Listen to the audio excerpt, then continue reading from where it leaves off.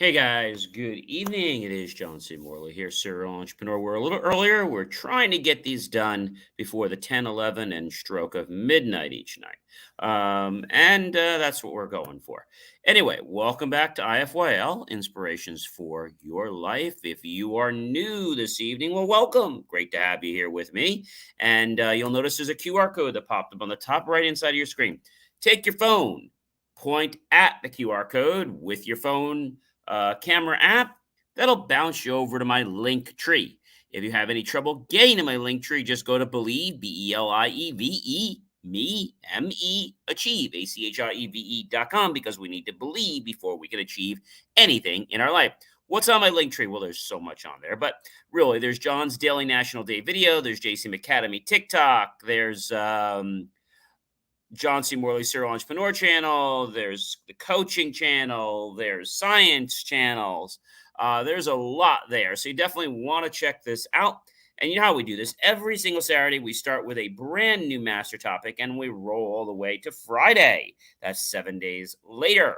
And so we have lots of great information to improve the quality of your life from those you care so much about. Thank you so much for popping in. If you are coming back, well, welcome back, my friends, colleagues, and wonderful associates. I appreciate you from the bottom of my heart. Thank you for taking time to pop into IFYL for this evening. So let's get into that master topic, shall we? And I hope that some of our new people popping in tonight will actually become loyal, just like many of my subscribers for quite a long time. Do want to celebrate a victory for those of you that are not aware. About a week or two ago, Facebook actually approved John C. Morley Serial Entrepreneur to now be content that can be paid for. So we're really happy with that. It is a small step, but we're really happy that Facebook is now finding value in the content that my team and I are producing. So what is that master topic? I want to share it with you. That is how to know when you are being used. Series episode number 2. All right. We talked yesterday about the fact that when people are asking you for money, especially if these are people you don't know very well, or maybe you became friends with them. And sometimes people become friends with you because they want to try to get money out of you, or they placate you because they want to try to play up to you. And they'll figure that you're going to feel sorry for them and you're going to want to help them and do all this great stuff. And really, they don't have a care in the world for you. They just want to sucker you in so you're going to pay your hard earned money to them. And guess what? They're probably never going to pay it back, ever. I mean, ever. All right. So, what is another thing that will indicate that you're possibly being used? Well, the person imposes on you. They don't have any regard, respect, or consideration for you, your preferences, your availability. They just demand you when they want them to have you. For instance, they may move in with you and unexpectedly or want to borrow your car or clothes or other stuff that you own with really no regard for you or what you think. The person expects you to take care of their needs. For instance, if you go out to dinner with them, they may not offer to pay and simply expect you to pick up the check. So let's talk a little bit about an expectation. And for that, I'm going to go over to our good friends at Merriam Webster. And we're going to look up the word, ladies and gentlemen, expectation. Let's look at the word expectation. Expectation is the act or state of expecting anticipation. So, what does it mean to anticipate? All right. Let's share that because we need to know that as well. That's a noun. It's a prior action that takes into account or forestalls a later action, the act of looking forward to something, the use of money before it's available, visualization of a future event or state, an object or form that anticipates or a later type, the early sounding of one or more tones of a succeeding chord to a form of a temporary dissonance. All right. So when we think about an expectation, okay, an expectation is something that, we're already believing it's going to happen. And there's nothing wrong with that when you're setting your goals. But when you're being friends with someone, or when you're there, or let's say, for example, maybe some of you are in college, and you probably remember the first time, if unless you're new to this, that you actually moved in with a roommate. Maybe it was in your sophomore year, because usually your freshman year you have one person, and there's some regard there, but usually in your freshman year they're usually kind of quiet and they usually don't get on your nerves too much. But in your sophomore year, that's usually when you move into a building and be a little more than just a dorm. And it's kind of like a little mini apartment. You have maybe a little mini kitchenette. You might have a stove, refrigerator, and maybe you live in your own room and there are like apartment mates. And the thing about this is that, you know, when you first come there, everyone seems to have the expectation that we're all going to be respectful of each other. But I don't know, something happens between the end of the freshman year and the sophomore year, or the sophomore to the junior year. It's like the people feel that they're entitled and they can just do whatever they want without any regard or care or concern for anyone else. So when we have an anticipation of something, that can be good. But when our anticipation is to disregard others. So, for example, you just moved in with your flatmate that's in your they call it a flat, or your suite. And even though you're not in the same bedroom, you're in the same apartment. You have to share the bathroom, sinks, kitchen, common areas, right? Things like that. TV room. And so when we think about this, you know, most people err on the side of, I just want to be very respectful. But there are a few in there that just suddenly think, well, this person's, being like this. I'm going to just let them be a sucker, and I'm going to take advantage of them. And I'm going to, do things like, you might know that there was an issue with people maybe eating other people's food, right? And so you do it. But if they do it, it's suddenly a problem. So you're just like disrespecting other people. And maybe you have some brawn, or maybe you have some more intelligence, and you feel that you can just be rude to these other people because you're this big jock, or you're this accelerated student, and everybody's beneath you. Now, I've talked about this before. Being humble is really important. So when you're in this kind of a situation and someone in your group says something to you like, hey, I notice, you have waffles in the freezer. Would it be okay if I have one? And the person would either say yes or no. All right. Now, let's say that same person wanted a waffle. Okay. Whether you were there or you weren't there, they decide, oh, I'm just going to take a waffle. John won't care. He's a nice guy. All right. So now that happens once. Okay. And usually it becomes a pattern, because what I want to share with you is, if you notice something like this going downhill, stop it before it goes all the way downhill. All right. Stop it. Because when you stop it, you're going to say to the person, hey, look, I understand, that we're sweet mates here and we're kind of friends. I just feel right now that you're kind of using me. I mean, I buy all the food, and everyone else in the apartment asks me if they can have something, or they say, hey, John, I was going to have this. Is it okay if I give you 10 or 20 bucks for it? Or they buy something to replace it. You don't do that. You actually just decide, because I'm a nice guy, that you're going to be having my waffles. And I've been noticing that for 2 days in the past week, you've just been helping yourself to waffle. Hey, man, it's no big deal. No, it's not the waffles that's a big idea. It's the fact that the person is walking on you like a doormat. So when you feel like someone is having no respect for you, your authority, or for who you are as a person, that's a pretty good indication that you're probably being used. If you try to confront the person in a nice way and they get all huffy and puffy about it, well, we're all friends here and we all share it. If I had food, yeah, if you had food, that'd be great, but you never buy any food. Well, if I did, I'd share it. And they know well and good that they're not going to share anything because they're never not going to buy anything. So that's a good indication of saying, hey, I'm being used.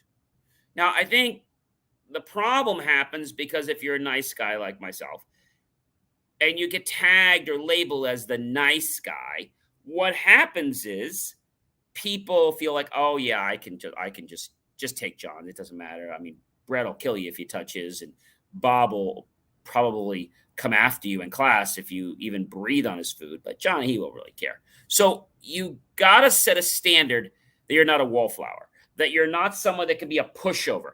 I'm not saying to be a jerk, but I'm saying that you need to put guidelines down. Like, hey, you're moving in. Hey guys, listen, I bought some food. I know you guys are all great and all. I've been in with flatmates before, and I don't want to have any issues. So I just want to set this up front. I buy waffles, I buy different things, and I write my name on the boxes of things that I buy. So if you guys ever want something, feel free to ask me. And then if I want something, I'll ask for you. But it's kind of going to be a two-way street. So I don't want anybody to be taking my waffles or taking my food unless you've asked me. I mean, I'll probably say yes. But just the fact that somebody's going to be belligerent or arrogant enough not to ask you, like, well, we're all here together, we're all friends. No. You see, that's what got people into trouble in the first place. And those that respect you for what you're saying, you probably aren't going to have an issue with. But if they are going to challenge you or chastise you for what you're saying, guess what? They were going to walk on you, and you just avoided a big pitfall.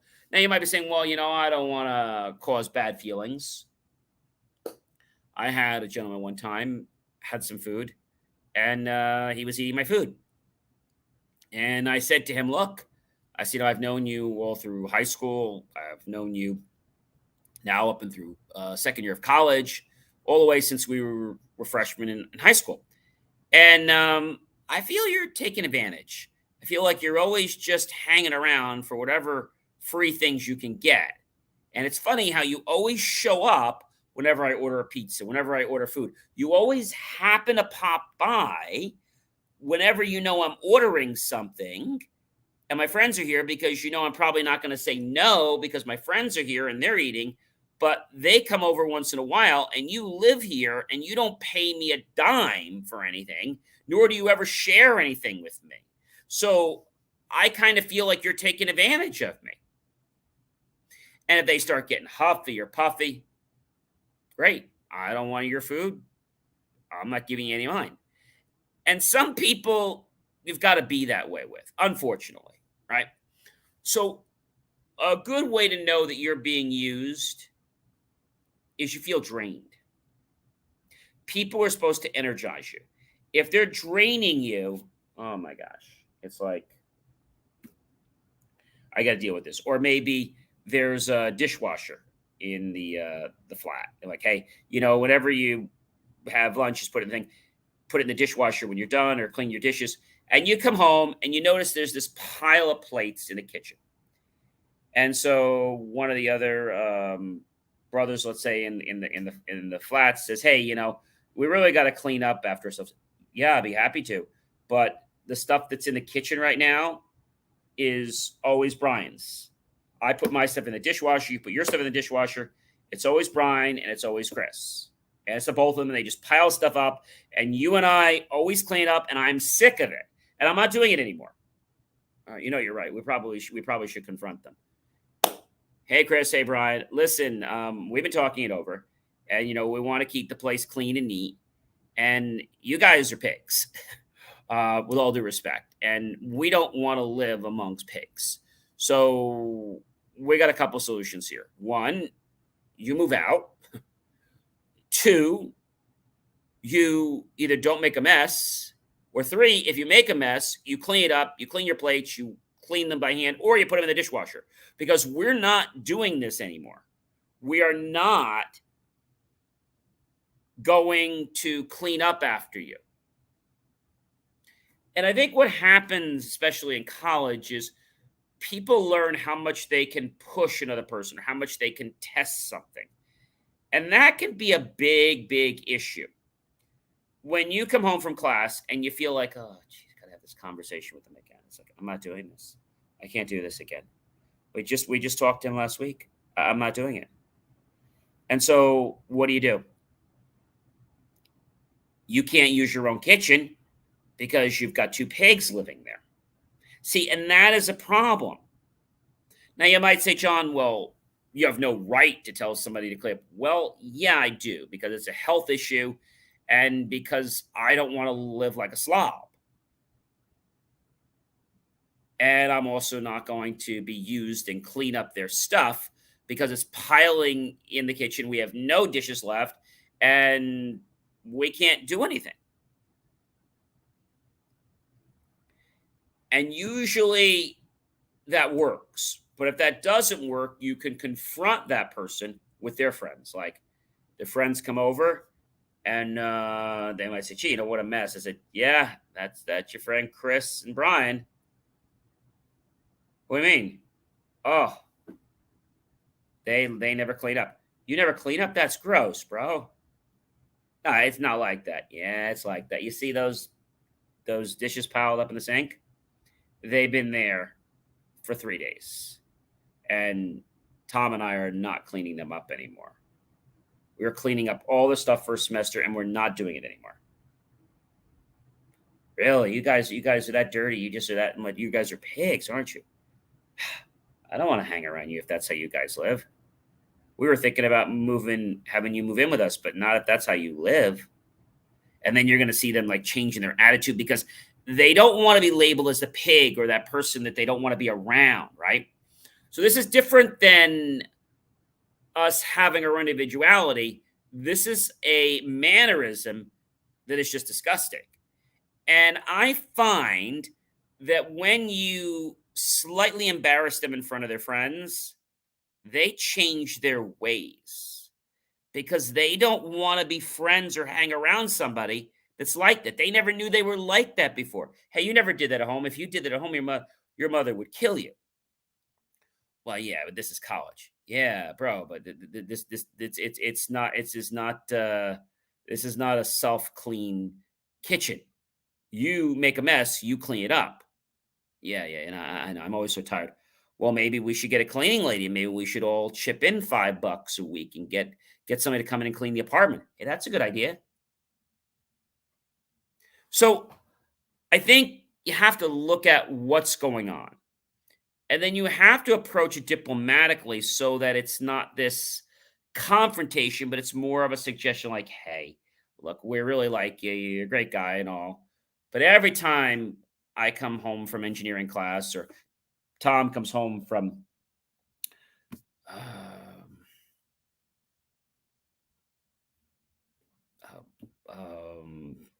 um, statistics, there's a pile of dishes in the kitchen sink. And then you can even go further to getting your resident assistant, your RA involved and saying, look, is there a policy on this? Yeah, there is.